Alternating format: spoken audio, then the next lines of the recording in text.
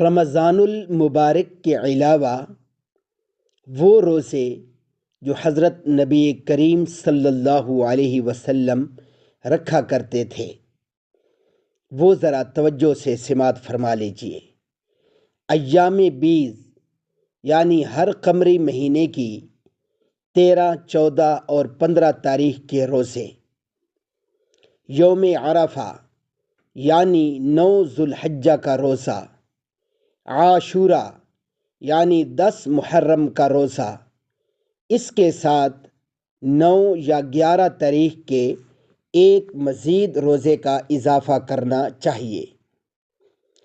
پیر اور جمعرات کے دن کے روزے، یہ روزے آپ صلی اللہ علیہ وآلہ وسلم رمضان المبارک کے علاوہ رکھا کرتے تھے۔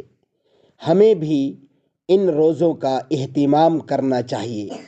اللہ رب العزت عمل کرنے کی توفیق عطا فرمائے۔